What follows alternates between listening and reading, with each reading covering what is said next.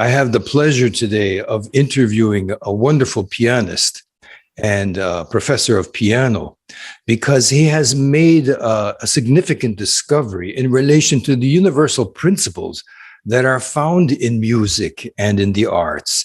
And it's a question that I find to be not only important, but absolutely necessary. So I just want to thank Dylan for this opportunity. And Dylan, how are things going there in North Carolina? Well, wonderfully. Thank you very much. A beautiful day today, and our classes are going along in person, which we're very thankful for. Okay, so I'm going to pick your brain about this question, because universal principles for the artistic community, it's something that we need to know more about.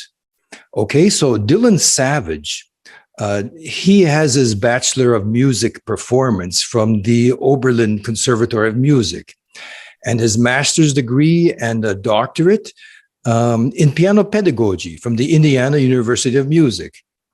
Okay, presently he has a full professor seat at the University of North Carolina at Charlotte, and he is a Bosendorfer artist. Bosendorfer is, many people believe, to be the best piano in the world.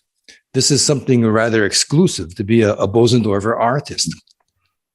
And it may be interesting for you to know that Dylan and I, when we were teenagers, through all of our teenage years, we studied with the same piano teacher in northeastern Pennsylvania, in a mansion that had 12 grand pianos, that was buzzing with music 24/7, with soirees at night and spontaneous music theory classes and choral singing. And there was oftentimes there would be a touring pianist, nationally touring pianist, who would frequent this mansion.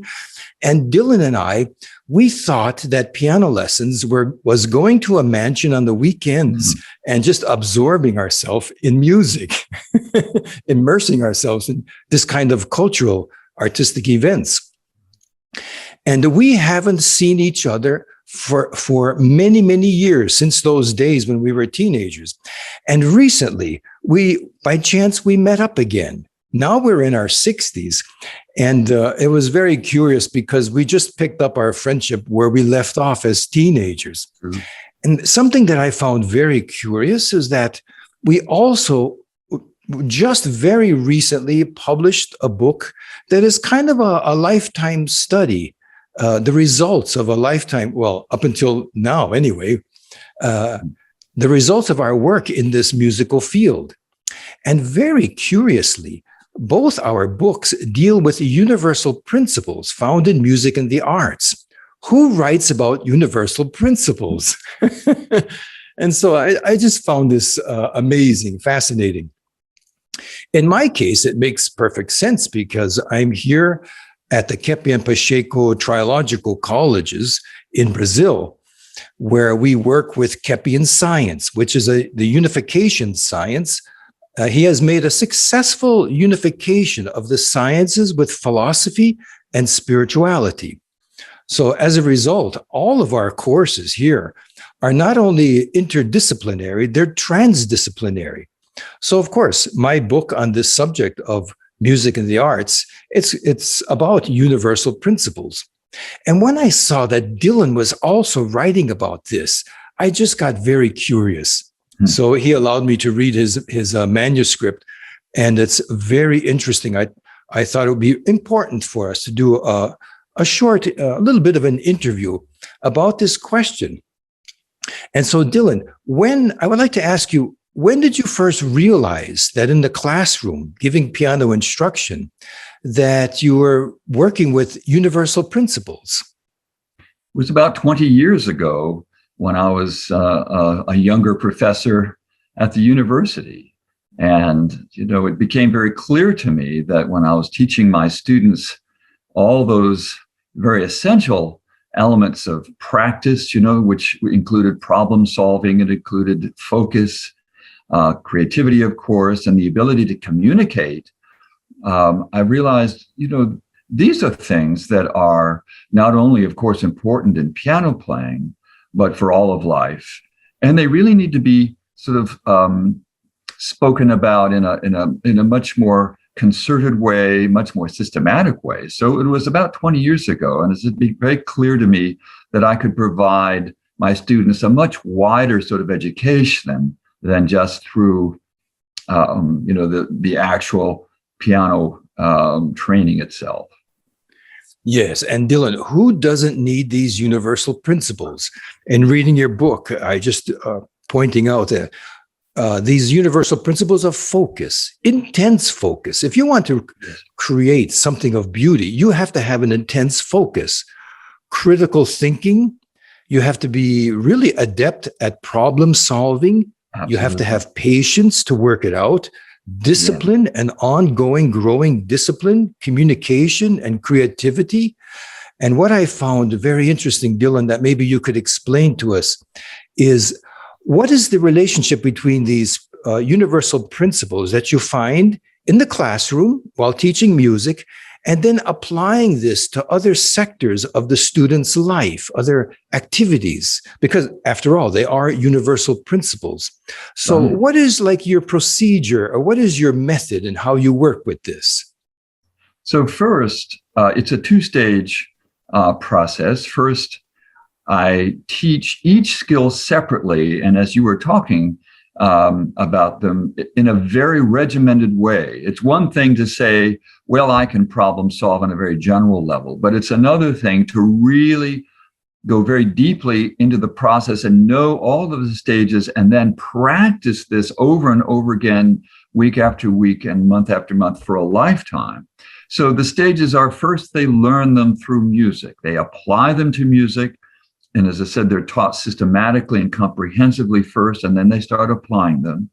And then after the student becomes comfortable with the skill, and I can see that they're using it well, I introduce this idea of transference. The transference idea is, well, my goodness, now that you're becoming very fluent in this skill, you would really want to try to apply it through all things in life. And it can include a part-time job, or if you're going to a profession that's not music, it will work beautifully there. It can work in relationships, and of course, work for your own self-improvement.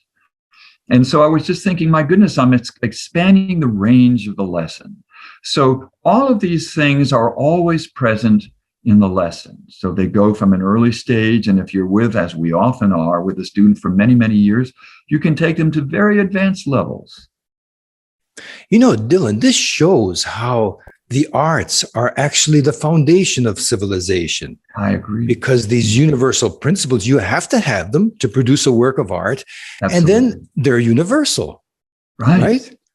Yes. Think of a citizenry that, of course, only a fraction will become a professional musician. But imagine if all those students that have had some years of some kind of art, it doesn't just have to be music, it could be another art field, but the teacher introduced these concepts of much broader than just focusing on the art itself. And not only that, encourage them to develop those and keep them in their lives for all time. It creates such a richer life. I know that you have like many examples of how you deal with this with students, what was the word that you used? Transference. How to transfer these universal principles in the classroom to other aspects of their lives. Yes. Can you maybe give like a practical example of somebody, how that worked? Yes. So let's take problem solving, for example. The student has been introduced and is starting to use it, let's say on a Bach fugue. And so they've really been applying it so that they can, learn each voice and sort of the steps, the tonalities, all that aspect of the theoretical, and of course the oral, the auditive aspect of the of learning process. And so there'll be a certain point, and I might say, so Sarah, had you ever thought of how this process might benefit you in something non-music? And then I don't say anything, and I let them start thinking about this. And that's how it starts. I'm not sort of telling, well, what about that math class that you're having trouble with? I might just say, where might this benefit you? And it's planting that seed. And then they might start discussing. Sometimes I need to give them a little nudge. But that's really how it starts. Now, a music teacher does not need to be an expert in any of a non-music field by any means, but you just say, so if you have a problem, let's say in another class, such as maybe biology, you might just say, well, can you pinpoint where the problem is? And then the student thinks about it. And then you might say, could you create a plan of action once that is identified? And then what might you do next? And so you could give them a little assignment. This does not take much time away from the lesson either. So they might come back next week and you would just nudge them and say, well, what about that biology class? Have you located or been able to pinpoint the source of the difficulty? They might say, I just don't listen well in class. Well, that's a start. And as I said, a teacher can take this as far and as wide as they'd like. They might be able to say, I have a student that's much more interested in these skills at the transference part. So maybe half the lesson is spent on that aspect of it. Dylan, this is very dynamic, what you're doing in the classroom. Yeah. And by the way, Dylan's book is called The Transposed Musician.